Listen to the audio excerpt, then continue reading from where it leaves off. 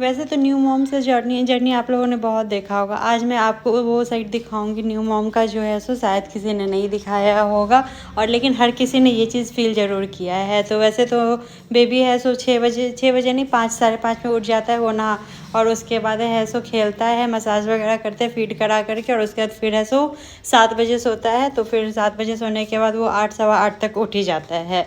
इतने देर का उसका पावर नैप होता है, और तो उतने देर में मुझे जितना टाइम मिलता है मैं किचन में कुछ काम कर लेती हूँ, अपनी सासू माँ के साथ कुछ हेल्प करा लेती हूँ, या सब्जी बना ली, जो भी काम हुआ वो मैं कर लेती हूँ।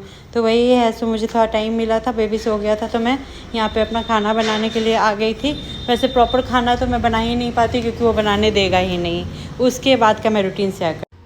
नहाने के बाद हमारा पहला काम होता था पहले क्या कि हाँ आप पूजा वगैरह करके, और उसके बाद है सो ब्रेकफास्ट कर लो आप। और उस टाइम है सो अर्ली मॉर्निंग ही नहा लेते थे। उस टाइम में ऐसा कभी नहीं होता था कि 10 से 11 बजे। अब तो है सो 10 से 11 बज जाता है। जब मैं नहा करके आई बाल वगैरह बना रही थी तो देखिए बेबी जगा हुआ है और बेबी के पापा उसे संभाल रहे हैं। फिर मैं अपना बाल बना करके और खाना वगैरह कुछ नहीं, पूजा तो खैर मैं आजकल कर ही नहीं पाती हूँ क्योंकि जब भी मैं नहा करके आती तब तो ये जगह ही रहता है। और जब मैं नहा करके आऊँगी उसके बाद फिर 1 से 1.5 घंटा मुझे बेबी को संभालने में जाता है, उसके बाद ही मैं खाना खा सकती हूँ। तो यहाँ पे फिर मैं इसका डायपर वगैरह चेंज की, और उस टाइम तो सबसे ज़्यादा गुस्सा आता है जब है सो आप नहा करके और उसी टाइम है सो बेबी सब कुछ करके रेडी हो जाता है। एक माँ के पास कोई ऑप्शन नहीं होता। मैं इसका डायपर चेंज की और उसके बाद मैं इसके साथ थोड़ा सा खेली। यहाँ पे आप देख सकते हैं मैं इसके साथ खेल रही हूँ ओरिजिनल आवाज़ में। क्या? हाँ।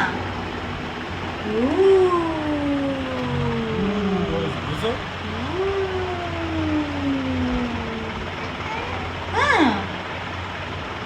रख दे, नीचे रख दे, नीचे रख दे। जाओ जाओ।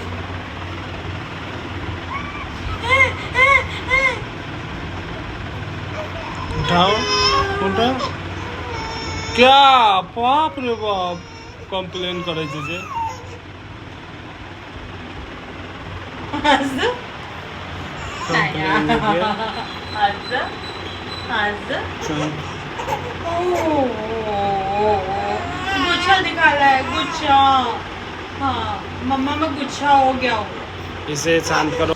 छोटे बच्चे का कितना ज़्यादा ही टेंट्रम हो जाता है। उसके बाद है तो मैं इसे फ़ीड कराई, तो इसके साथ काफ़ी देर तक मैं खेली और उसे फ़ीड कराई। फ़ीड कराने के बाद फिर ये सो गया। बर्फ दिलाते दिलाते ये सो जाता है। बर्फ कभी कभी तो ऐसा होता है कि ये बर्फ लेता ही नहीं, तो फिर मुझे उठाना पड़ता है और तब दिलाते। बिना बर्फ दिलाए मैं नहीं सुला सकती, नहीं तो कभी भी वॉमिट वगैरह करना स्टार्ट कर देता है।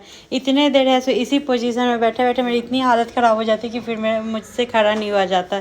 सिजेरियन होने के बाद सच में थोड़ा प्रॉब्लम होती है। उसके बाद मैं थोड़ा सा पहले वहाँ पे आराम किया और फिर अपने लिए खाना बनाने आई, क्योंकि आज छोले भटूरे बनाए थे तो सब्ज़ी मैंने पहले ही बना लिया था, और सोचा भटूरे तो वैसे भी गर्म चाहिए, तो मैं नहा करके आई थी। उसके बाद मैं अपने लिए भटूरे बना रही थी। वैसे मेरे हस्बैंड ससुर जी और खा चुके थे, और मेरी सासू माँ भी नहाई नहीं थी, तो उनके लिए फिर बाद में मुझे बनाना था।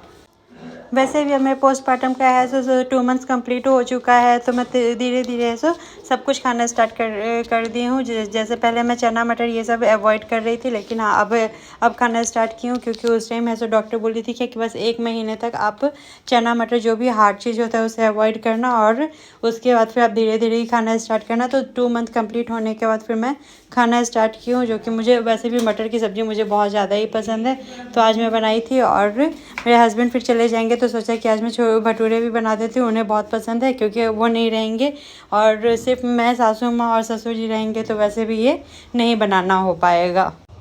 फिर मैं अपना खाना खाइए। अब लंच है ब्रंच है क्या, अब तो कुछ समझ में ही नहीं आता। फिर मैं बेबी के साथ थोड़ी देर आराम की। जैसे ही मैं आराम करने गई वो उठ गया, फिर उसके पापा उसके साथ खेलें।